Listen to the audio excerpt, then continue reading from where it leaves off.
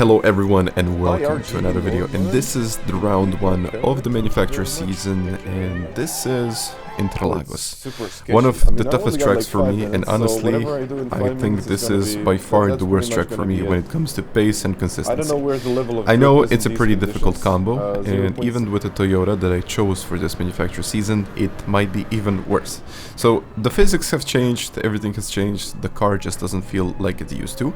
I really wanted to get like a stable car, the car that is good over the curbs, that it does not do something like this. I mean, of course, you don't want to lose the car every single lap, and eventually I've managed to kind of get it into a fairly reasonable, I would say decent time, but it wasn't. It just wasn't up to pace. I mean, I only started this first race at P11, I believe. It was not the best result that I had in mind. So I tried to take the most out of it, but I really didn't understand this car. I mean, it's difficult when you don't understand the possibilities of this car and eventually what it takes to bring it around the corner, when it's gonna slide, when it's gonna, perform at its best. I mean, it's difficult, not gonna lie. This was a very, very challenging race, and in the end I'm quite happy with how all of this ended. But the start, like this first race, was something else.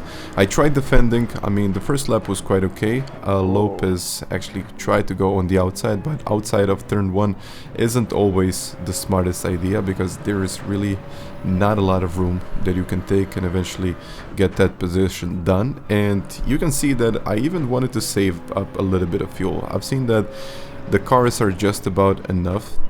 I would say that are kind of decent on fuel, but I decided to kind of take a little bit more fuel on board, not really taking that into account, but eventually it proved out to be a very, very wrong strategy. I mean, I didn't need to save fuel, and in the end my car was heavier, my car was slower, and I think just with this a bit of fuel saving, I lost about 10.5 or maybe even more over the course of this whole race. So yeah, I lost a place. I went from P11 to P12. It wasn't looking good. My tires were kind of okay, but I knew that the Supra isn't really the best car in tires, and later it's gonna be really, really difficult to keep up with these guys. And exactly that's what happened. I mean, I tried keeping up with all of the guys up in front, but the gap was 8.5, grew up to 13 seconds, and there wasn't really much that I can do. I mean, I really tried pushing the limits of this car, but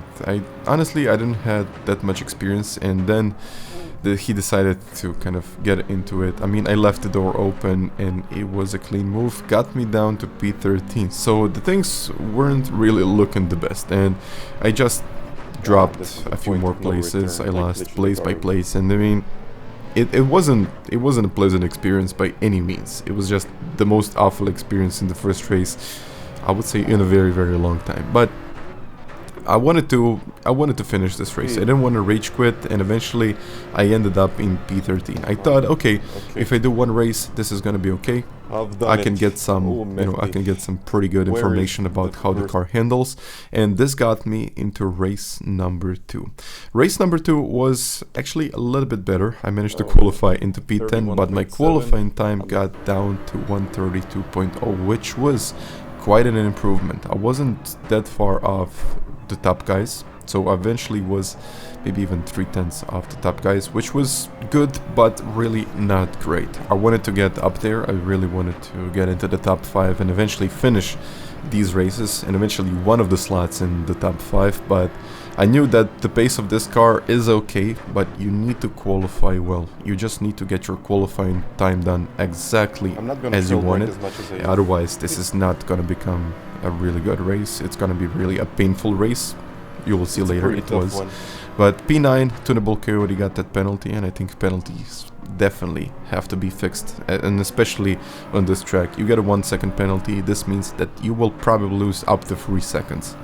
I mean, that's not how it's supposed to be. But okay, I tried, I really tried getting up the pace, really trying to, make the most out of the race. I was into P9, and then this happened. I grabbed onto the curb, the car got sideways, and eventually I overcorrected the car, got sideways, and ended up getting a penalty, which was the worst part of it, a 1.5 second penalty. and I couldn't believe it. I lost time, I lost 2 places, and eventually I got a 1.5 second penalty. And that meant that I'm pretty much gonna be at the last place in this race. So I thought, okay, this race is really not for me. And you know, it just cannot be any worse than this. Oh, except for these other 2 guys that actually quit the race. But we are up to race number 3. And that one actually looked quite promising. I mean, I managed to get a provisional pole into this one at 32.270. I know, it's the first lap, it usually isn't the best one, the second or third one are kind of better.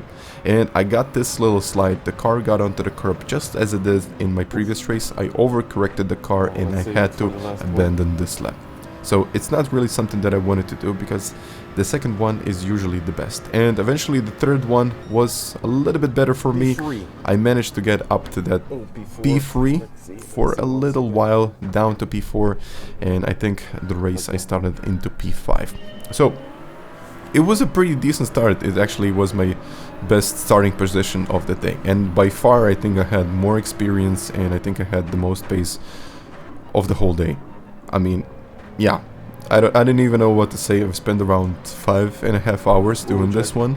Jack did a little bit of mistake right there, nothing too important, nothing too crucial for his race. And I think this was really the race where I was gonna, you know, do something and eventually get some decent points. And all of the other guys in front of me, I think they were slightly quicker at this point, but after like a couple of laps, after 2 laps, we had a bit of fighting going on. I tried to squeeze myself into the inside, but he covered down it, and I really couldn't take that place. I mean, maybe there was a possibility of me squeezing myself into that place, but this pretty much would have resulted in a contact, or maybe with both of could have spun. So it's better to just lift off, leave him a little bit of space, and carry on with the race. But I kind of got myself into P5. I was fairly stable into that P5, I would say. Nick was constantly behind me, constantly putting the pressure on me, and you know, I thought, okay, this is, you know, at one point he's gonna go for that move, he's gonna take my place, but apparently I had some decent pace to keep up with the guys in front, because they were kind of constantly fighting. And eventually I thought this was, you know, I had a potential of maybe getting a place if something happens up in front. Okay, this was the idea of my race. I'm gonna leave the guys in front so they can race on their own. I'm gonna squeeze myself into the gap when I see one, and eventually I'm gonna take the most out of that situation. But it's not always planned. I mean, I gotta be honest with you, you're planning something and most of the time it doesn't happen, but it's good to have a plan, I guess. But here, they're fighting, we got very, very close to them, and I had to kind of brake a little bit sooner than I expected. Nick got to the inside, but I really didn't want to let this place go. A second gear, full out, third gear, I really didn't want to put that much power onto that curb because I know how it's gonna end. Braking a little bit later than usual, first gear down and up into third place, and I know this curb can get quite sketchy when the tires get off. And I mean, Supra wasn't quite like that, and it was very difficult over the curbs this time. But now, okay, now just because of this, Lopez got this penalty, and I mean, look at this. I just had to look at the replay, and it was so marginal that I just couldn't believe where he got the penalty. I just got frame by frame, and I think this is by far that he got. So I couldn't really understand the penalty. It was a 1 second penalty, and eventually, just as I said before, he's losing about 2.5, maybe even up to 3 seconds on the straight. So you're getting a penalty is 1 second, and then you're losing 3. I really don't see a logic in that, and the logic of the penalty zones. And so the racing went on in general. I mean, I was quite okay with the pace. I did this little mistake, but I tried to carry on, just try to carry my own pace, you know, do my own racing in general.